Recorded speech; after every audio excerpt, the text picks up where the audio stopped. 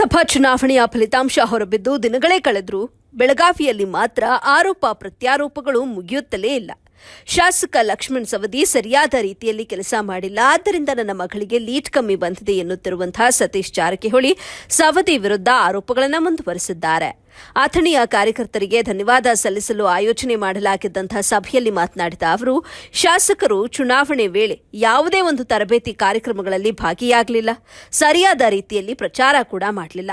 ಅವರ ಕೈಯಲ್ಲಿ ಆಗಲಿಲ್ಲ ಅಂತ ಹೇಳಿದ್ರೆ ನಾವೇ ಜವಾಬ್ದಾರಿ ತಗೊಂಡು ಚುನಾವಣೆ ಮಾಡ್ತಾ ಇದ್ವಿ, ಅವರ ಮೇಲೆ ವಿಶ್ವಾಸವಿಟ್ಟು ಕೊಟ್ಟಿದ್ವಿ. ಆದರೂ ಇದೊಂದು ದುಃಖಕರ ಮೋಸ ಅಂತ ಬೇಸರ ವ್ಯಕ್ತಪಡಿಸಿದ್ರು. ಈ ಚುನಾವಣೆ ನಮಗೂ ಅವರಿಗೆ ಬಹಳ ಹತ್ತಿರವಾಗಿರುವಂತಹ ಚುನಾವಣೆಯಾಗಿತ್ತು, ಆದ್ರೆ ಈಗ ಅವರು ಬಹಳ ದೂರವಾಗಿದ್ದಾರೆ.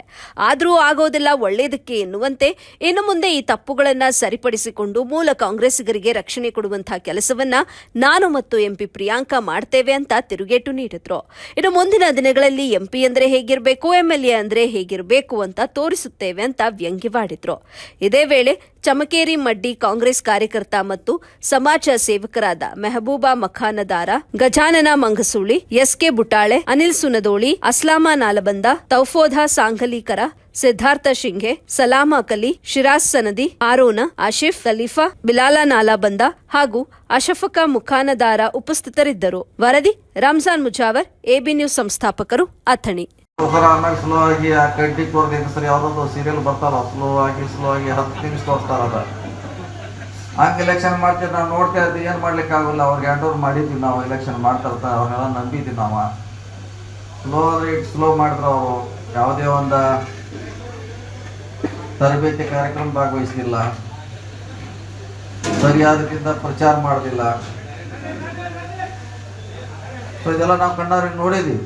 ಭಾಳ ನಮಗೆ ಮದುವೆ ನಮಗೆ ಹೇಳಿದ್ರೆ ಇಲ್ಲ ನೀವು ಮಾಡ್ಕೋರಿ, ನಮಗೆ ಯಾಕೋ ಕಷ್ಟ ಆಗ್ತದೆ ಅಂತ ಹೇಳಿದ್ರೆ ನಾವರ ಅದನ್ನು ಫುಲ್ ಪ್ಲೇತಾಗ ಮಾಡ್ತಿದ್ವಿ.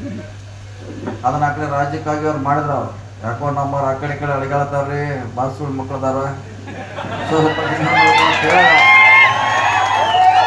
ಅವ್ ಮೊದಲು ರಾಜ ಹೇಳಿದ ಈಗ ಆಗತ್ತಿತ್ತು, ನಮ್ಮಲ್ಲಿ ಸ್ವಲ್ಪ ಅಳಿಗಾಡತ್ತಿತ್ತು, ಯಾಕೋ ನೀವು ನೋಡ್ರತ್ತೆ ನಾವೆಲ್ಲ ಬಂದಲ್ಲಿ ಇಲ್ಲಾರ ಅಲ್ಲೂ ಮೈನಸ್ ಆಗ್ತಿತ್ತು.